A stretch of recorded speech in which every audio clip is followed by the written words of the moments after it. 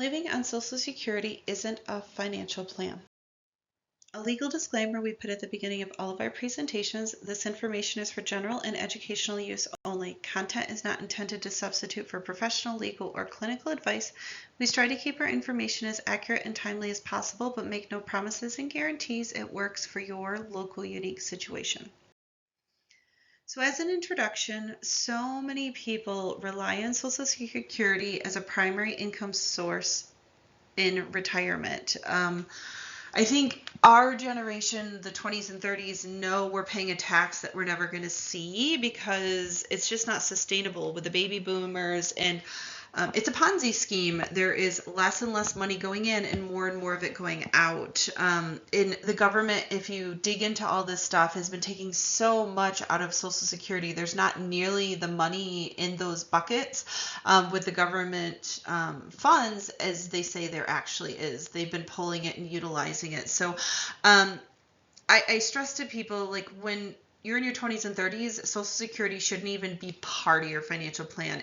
You could put it as icing on the cake, that if it is actually there, but statistically, everything they're showing by 2035 that this whole system is going to collapse, if not sooner. So it's a very risky. I read a few years ago the book called The Power of Zero, which is phenomenal. So if you're someone in your 50s and 60s, and you still have Social Security and it's still available to you, the book called The Power of Zero, if you want to live very simple and frugally, you can live off Social Security, but it's very, very difficult. Most people nowadays, it shouldn't even be part of your financial plan, or a very, very tiny part of it. You can't financially live off of it. I watch my difference between my parents and my in-laws and the life they have in retirement, because one is living off of Medicare and government stipends and Social Security, and the other one is living off of the retirement plan that they put together. Their retirements are night and day difference. My parents travel all over the place and see so many things and have so many opportunities and own a lake that they built the last few years, while my in-laws live in a single wide trailer and watch TV all day and don't do anything and go anywhere. Like, I want to stress to you guys, it was always designed as supplemental in the 1920s and 30s. It was supposed to be a supplemental support, and especially the 50s and 60s, when pensions were very common and very few people even have a pension account anymore. They wanted to give something that helped people, but we have to take our own direct accountability, and we have to diversify our own income streams based on market and our skills and our trends and inflation hedges. And just not rely. It's going to be something that doesn't exist in 20 years. Just with the trends, we have so many big challenges with our economic system when people start digging into it, that it's disempowering when you start learning how broken and corrupt and how, I mean, if we ran our monetary system like the government does, we would have collapsed a long time ago, but we don't have a money tree, a printing press in the backdrops. We don't have the world reserve currency. So, like, we have to live in and have a plan that keeps up with trends of inflation, that isn't relying on the government, because these Social Security, it's not going to replace your income, and it may, good probability, not even going to exist. Like, it's such a low amount of money, and people are struggling that have a heavy portion of their retirement as Social Security now, and it's only going to get worse. The sustainability of Social Security, a growing concern. I've already talked to you about the reason it was created and the challenges we've had. It's currently a Ponzi scheme. There's less and less working force than there are people retired. The money, that the little bit that's still in there, is being pulled out of it, and it's going to get ugly when you have these retired people and they're not going to get Social Security checks.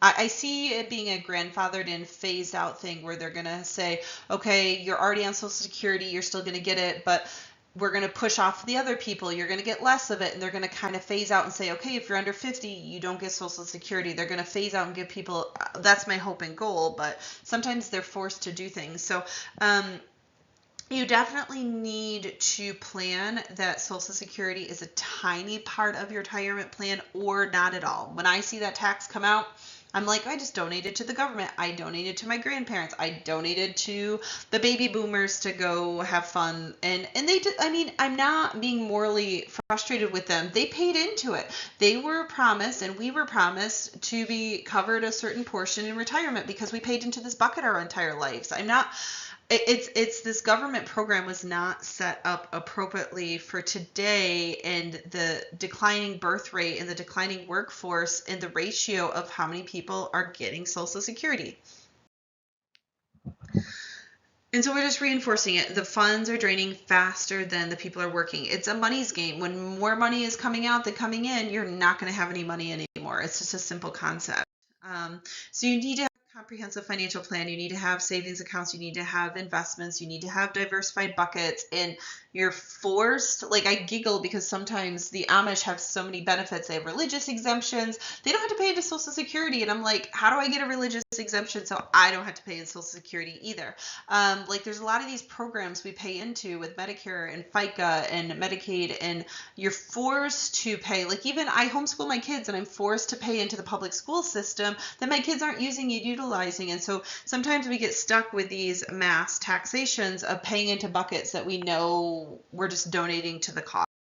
So you want to diversify your income streams, look at pensions, annuities, stocks, bonds, mutual funds, real estate, collectibles, commodities, businesses. So many ways. Long-term care plans, you want to think about if Social Security isn't there, if Social Security isn't paying for your medical bills, how are you going to, there's strict income criteria. Even if you have other retirement buckets, you probably don't qualify for Medicaid and Medicare and these other resources available unless you're in poor and poverty. But my retirement plan isn't going to have that. So you've got to have enough long-term coverage for medical services so you can live how you want. I think that's one of the number one fears people have in retirement is not being able to die how they want to, not being able to be taken care of, not being a burden on their kids because of their medical expenses and their medical needs. You can maximize it by delaying your benefits till 62, changing it to 70. There's more you get, but it's a risk-benefit analysis, especially a lot of the people in their 50s to 70s.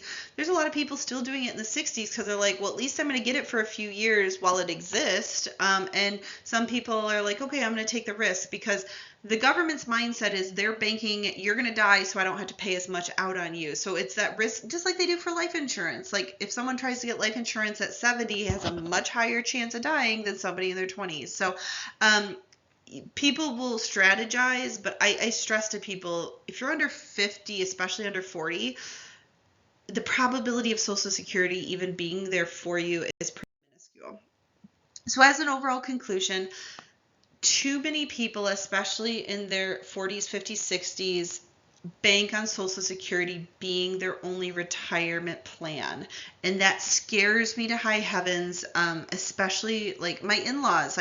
I was like, to my husband, I'm like, we are their emergency account. We are their reserve. They didn't make a retirement plan. We got squeezed with our sandwich generation of being the cushion for my in-laws and taking care of kids at the same time. Like, it's just the way it is. Like, I did a lot of my mother-in-law's hospice home care because they didn't have the resources and means to pay for it and afford it. And like, so there's these challenges that just cause these decisions and directions. So you want a comprehensive plan. You want to think about all the different buckets. And if Social Security is part of your bucket, and I hope you have a good financial planner, that they don't add it to your numbers of your plan or they make it a very, very tiny part just because of the chances of it actually being there.